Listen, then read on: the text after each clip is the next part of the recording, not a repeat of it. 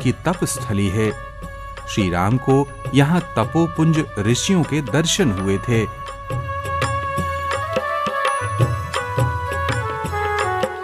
श्री राम ने यहाँ विश्राम किया था।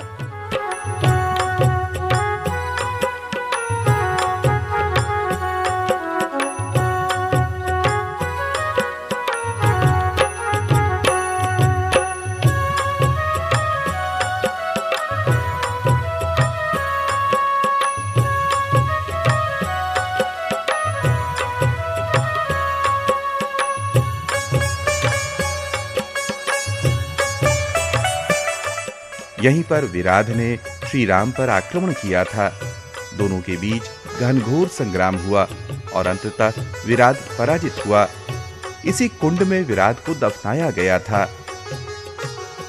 अपनी भयंकरता तथा असुरक्षा की दृष्टि से यह स्थल आज भी रामायण काल का स्मरण कराता है। विराध के मानस पुत्र यहाँ आज भी मिल सकते हैं, अतः यहाँ सुरक्षा व्यवस्था के साथ ही जाना चाहिए।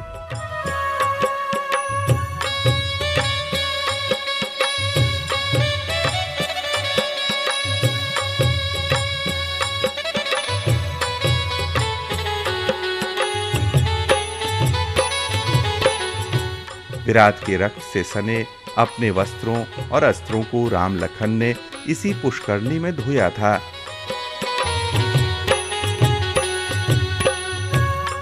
आगे चलकर हमें मिलता है मार्कंडेय ऋषि का आश्रम, जहां श्री राम ने अपने आराध्य महादेव की पूजा की थी।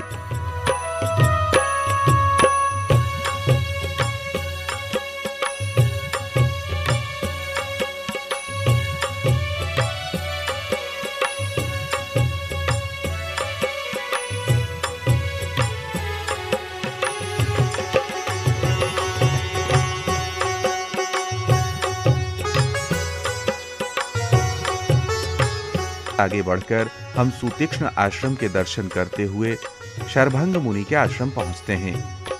श्री राम का स्वागत सत्कार करने के बाद शरभंग मुनि ने अपने आप को योग अग्नि में भस्म कर लिया था। यहाँ हमें राम लक्ष्मण कुंड, दुदमुनिया कुंड, सूर्य कुंड, अश्वमुखी देवी का मंदिर। वाल्मीकि जी ने अश्वमुनि की चर्चा की है। ये मंदिर उसी आश्रम से मेल खाता है। हमारे विचार से यही अश्वमुनि का आश्रम है। आज भी तपोनिधि संत यहाँ साधना में रत रहते हैं। त्रेता युग में राक्षसों ने कुछ स्थानों पर अपने मजबूत अड्डे बना लिए थे। आसपास के ऋषियों मुनियों को त्रास देना उनका प्रिय काम था। वनवास काल में श्री राम को दर्शन हुए ऋषियों की अस्थियों से बनी एक पहाड़ी के लोगों की करुण कथा सुनकर श्री राम ने धरती को राक्षस विहीन करने का प्रण लिया। आज ये स्थान सिद्धा पहाड़ी के नाम से जाना जाता है।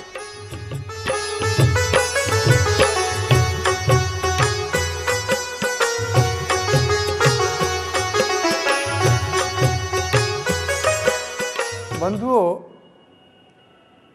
सिद्धा पहाड़ के बारे में एक विशेष निवेदन करना चाहता हूं।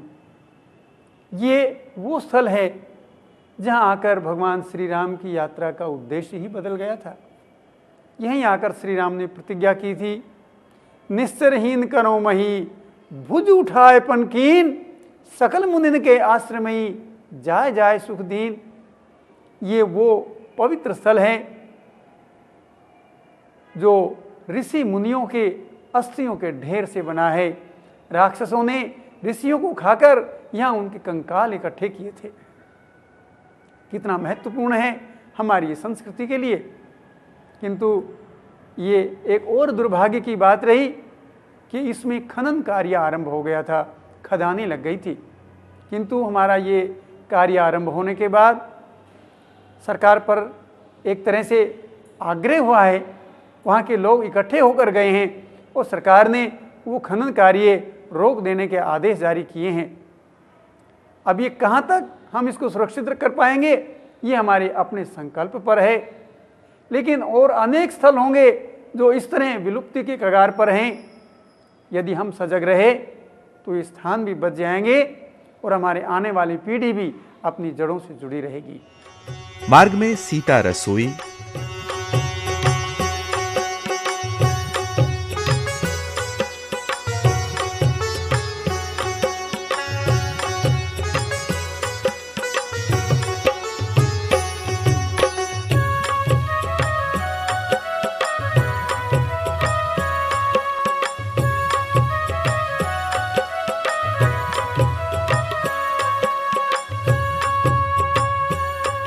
बहुत गहराई में है ये कुंड, किंतु कुंड तथा बाघिन नदी का दृश्य बहुत मनभावन है।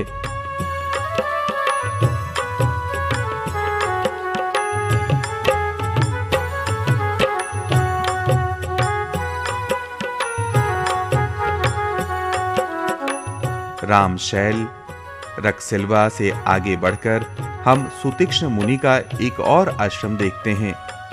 यहाँ एक अद्भुत वट वृक्ष है। इसके पत्ते बड़े होकर अपने आप दोने का आकार ले लेते हैं। गहरे जंगल में यहाँ श्री राम ने अपना सारंग धनुष टिकाया था, इसीलिए गांव और मंदिर का नाम सारंगधर है। सुंदर मंदिर तथा उपवन को देख मन यहीं रम जाता है।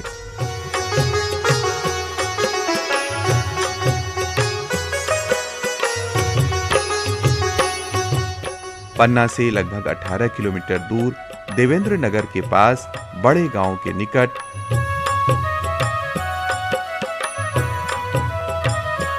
महर्षि अगस्त्य के भाई अग्निजिह्वा मुनि से श्री राम मिले थे।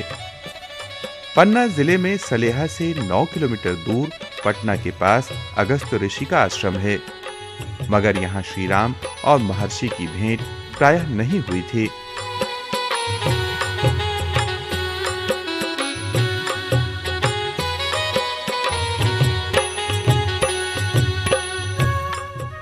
राम मंदिर मैहर। श्री राम के आने की स्मृति में यहाँ संत राम सखेंद्र दास जी ने मंदिर की स्थापना की थी।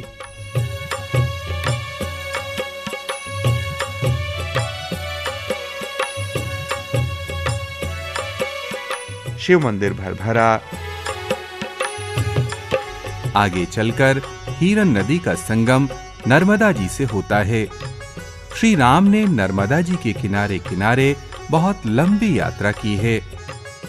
रामघाट पिपरिया,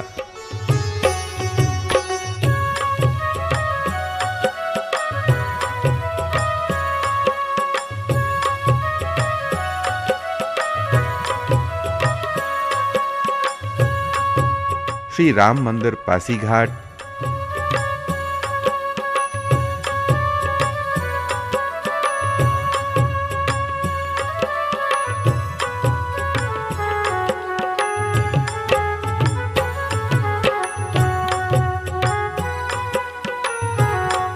रामघाट माछा होते हुए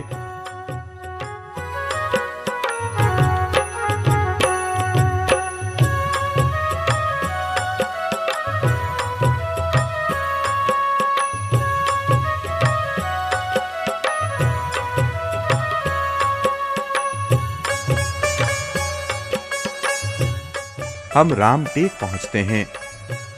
श्री राम ने यहाँ राक्षसों के वध की प्रतिज्ञा दोहराई थी। यहाँ वे कुछ समय के लिए टिककर रुके भी थे।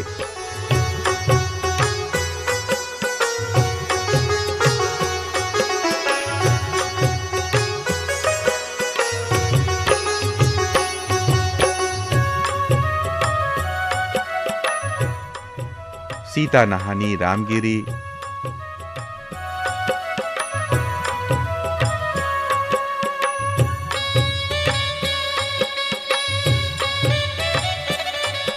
राम लक्ष्मण मंदिर,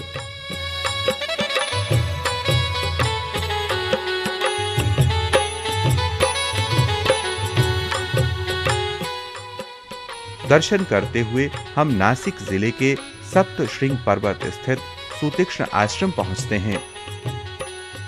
पंचवटी प्रवास की अवधि में श्री राम मां सीता और लक्ष्मण जी के साथ मां दुर्गा भवानी के दर्शन के लिए आए थे।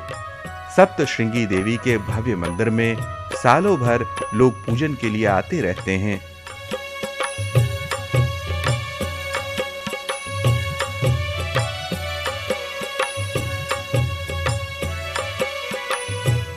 राम सरोवर टिकाड़ी,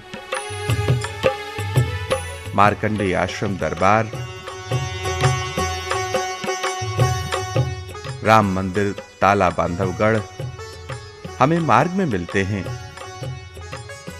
इनका दर्शन करते हुए हम दशरथ घाट बिजौरी पहुंचते हैं।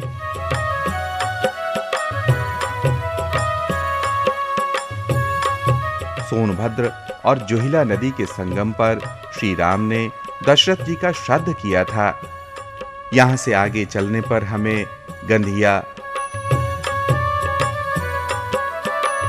हरचौका,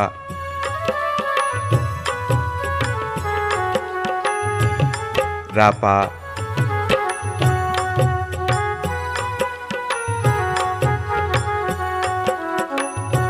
छतौड़ा,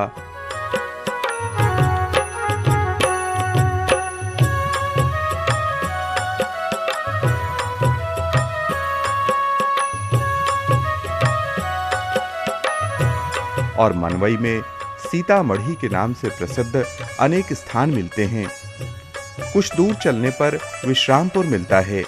माना जाता है यहाँ पर श्री सीताराम जी लंबी अवधि तक रहे थे। हमें मार्ग में एक ही नाम से प्रसिद्ध अनेक स्थान मिलते हैं। इनसे भ्रम में नहीं पड़ना चाहिए। राम, लखन और सीता जी ने जहाँ कुछ अवधि तक निवास किया, उनमें से कई स्थान सीतामढ़ी के नाम से प्रसिद्ध हुए। माँ सीता ने जहाँ रसोई बनाई, वो सीता रसोई के नाम से विख्यात हो गई। जहाँ इन लोगों ने स्नान किया, वो स्थल उनके नाम से जुड़े घाट, नहानी और कुंड के रूप में प्रसिद्ध हो गए। श्री राम से जुड़े स्थानों का निर्धारण करने में हमें ये नाम बड़ी ही सहायता करते हैं। मध्य प्रदेश के सरगुजा जिले में स्थित मरहट्टा में राम लक्ष्मण पायन,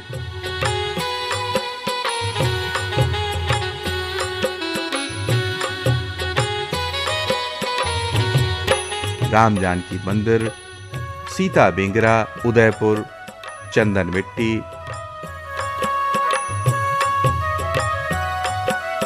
लक्ष्मण पंजा ये तीर्थ मिलते हैं।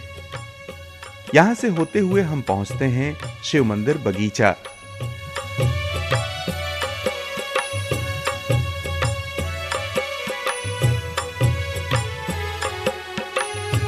मां सीता ने वनवासियों को शीत ज्वर से बचाने के लिए यहाँ तुलसी के बिरवे लगाए थे। ये बिरवे बगीचा के रूप में विकसित हो गए। आज भी इसी नाम से प्रसिद्ध हैं। लेखा पत्थर रेंगले का दर्शन करते हुए हम राम रेखा धाम पहुंचते हैं।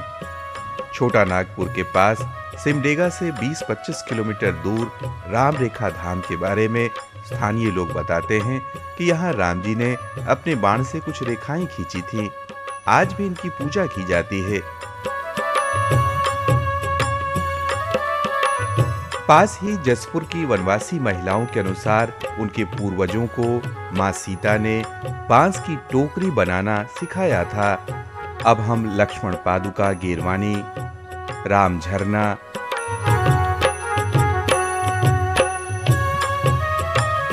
राम टेकड़ी, विश्रामवट, लक्ष्मणेश्वर मंदिर होते हुए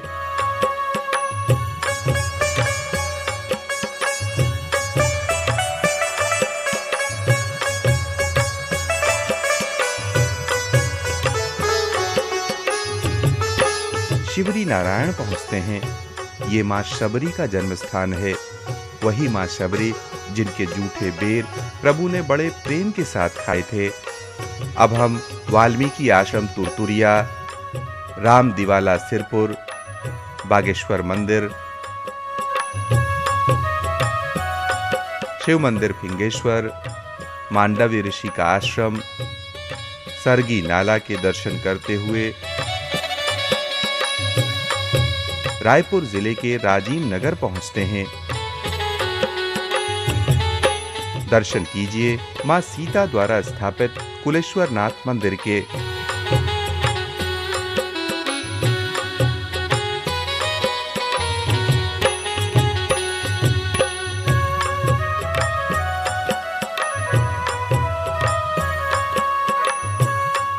श्री राम ने यहाँ भगवान विष्णु की पूजा की थी। रुद्रेश्वर, धमतरी और राम लक्ष्मण मंदिर विश्रामपुर से आगे बढ़ने पर हमें ऋषि मंडल के दर्शन होते हैं। ये पूरा क्षेत्र ऋषि मंडल रहा है। इससे पहले रिखियन में हमें ऋषि मंडल मिला था। लगभग 25 किलोमीटर के दायरे में कई ऋषियों के आश्रम मिलते हैं। इनमें प्रमुख हैं राजीव में लोमश, तुरतुरिया में वाल्मीकि, फिंगेश्वर में मांडव्य, सिहावा में श्रृंगी, मैचका में मुचकुंद, दलदली में शरभंग, डोंगरी में लोमश और शरभंग, घटुला में अंगिरा, हरदी भाटा खारूगढ़ में अगस्त्य, दुधावा में पुलस्त्य और कांकेर डोगरी में पर्क कंक ऋषि के आश्रम।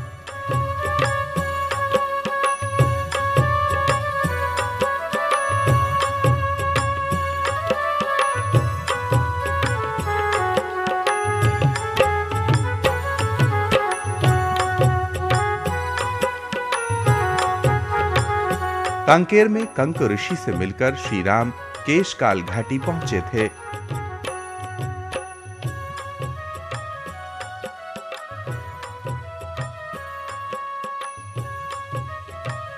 नारायणपुर से 11 किलोमीटर आगे चलकर हम राकस हाड़ा पहुंचते हैं।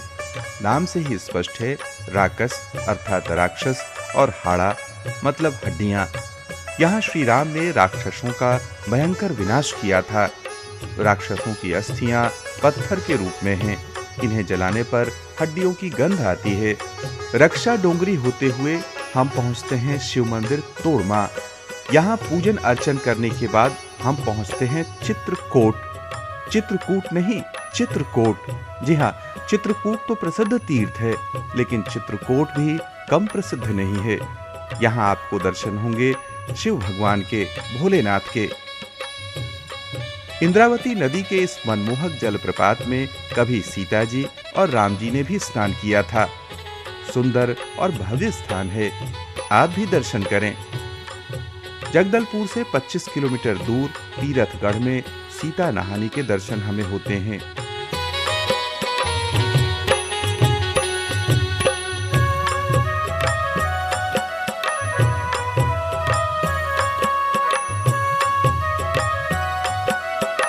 यहाँ से चलकर हम आगे पहुंचते हैं कोटि महेश्वर।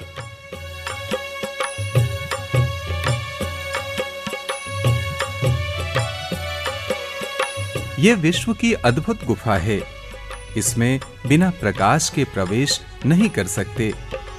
गहरी गुफा, जैसे पाताल में जा रहे हों, किंतु भीतर हजारों शिवलिंग देख मन आश्चर्यचकित हो जाता है। आइए आप भी बाबा को प्रणाम कर लें।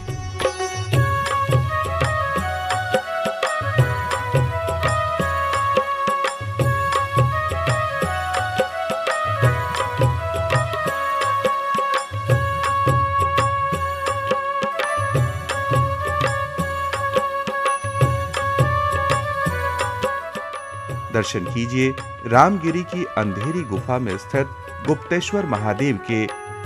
बड़ी संख्या में दर्शन के लिए लोग यहाँ आते हैं।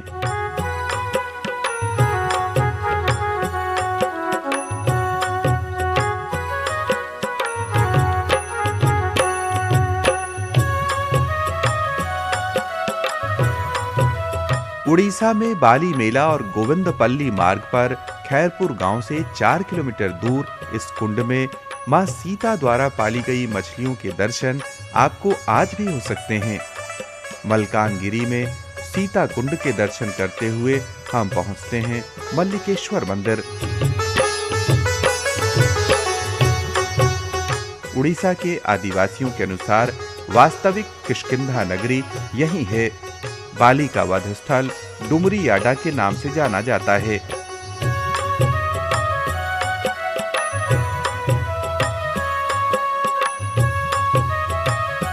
उड़ीसा से श्री राम शबरी नदी के किनारे किनारे गोदावरी संगम तक जाते हैं। आगे बढ़कर हम पहुंचते हैं रामारम चिट्टमिट्टन मंदिर, जहां श्री राम ने धरती मां यानी भूदेवी की पूजा की थी। कोंटा नगर से 8 किलोमीटर उत्तर में शबरी नदी के किनारे इंजरम गांव में प्राचीन काल में बना एक मंदिर फिर से धरती के गर्भ से बाहर आ रहा है।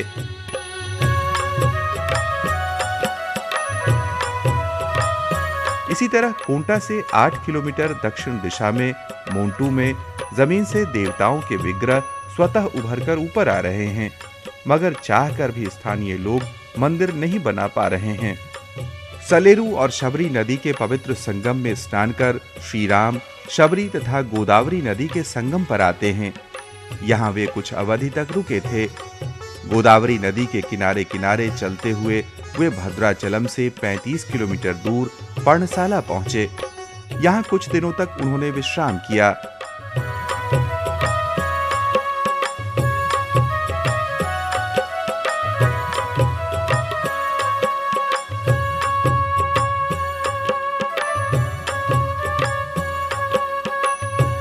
आगे चलने पर हम इलेंदु कुंटा पहुंचते हैं। यहाँ श्री राम ने दशरथ जी का श्राद्ध किया था। आज भी लोग नया काम शुरू करने से पहले और पूर्वजों के श्राद्ध के लिए यहाँ आते हैं। अपने देश में 3 नदियों का संगम अत्यंत पवित्र माना जाता है। निजामाबाद से 30 किलोमीटर दूर गोदावरी, माजरा और हल्दी होल नदियों का संगम है। श्री राम यहाँ भी आए थे। आगे चलकर सीता मंदिर रालेगांव,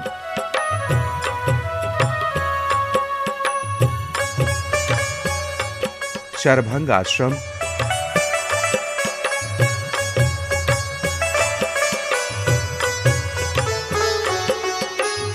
और जमदग्नि आश्रम तीर्थों का दर्शन करते हुए हम पहुंचते हैं पंचापसर। बुल्ढाना जिले में लोनार में स्थित ये सरोवर विश्व का अद्भुत स्थल है। श्री राम यहाँ भी आए थे। मार्ग में रामेश्वर, सिंदखेड़े राजा, शंभू महादेव, नागरतास, सावरगांव होते हुए हम रामतीर्थ पहुंचते हैं।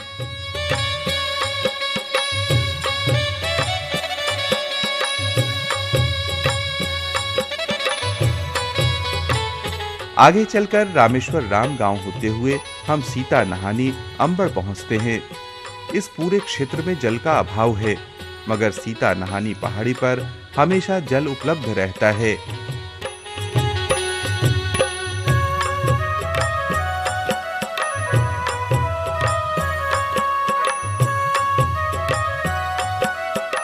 श्री राम पर भी शनि महाराज की कृपा हुई थी। लोक मान्यता के अनुसार श्री राम ने राक्षस भुवन नामक स्थान पर शनि की पूजा की थी। आज भी शनि उपासना के लिए लोग दूर दूर से यहाँ आते हैं।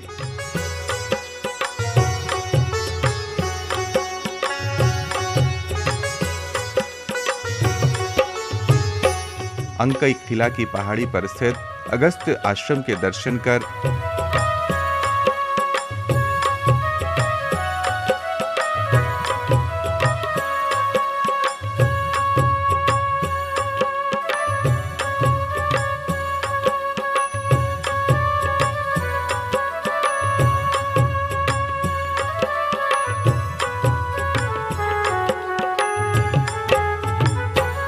हम पहुंचते हैं पिंपलनेर।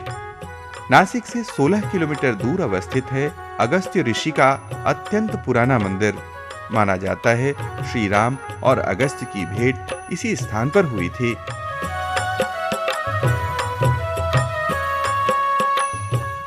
यहां से आगे चलकर हम पहुंचते हैं पंचवटी। गोदावरी के किनारे अवस्थित पंचवटी से ही मां सीता का अपहरण हुआ था।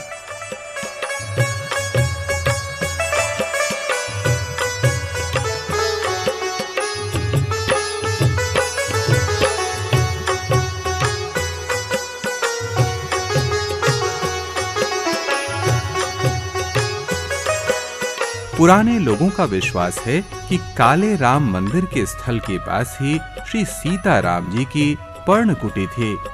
पंचवटी से 8-10 किलोमीटर दूर कपिला और गोदावरी नदी के संगम स्थल पर श्री लक्ष्मण जी ने शूर्पनखा की नाक काटी थी।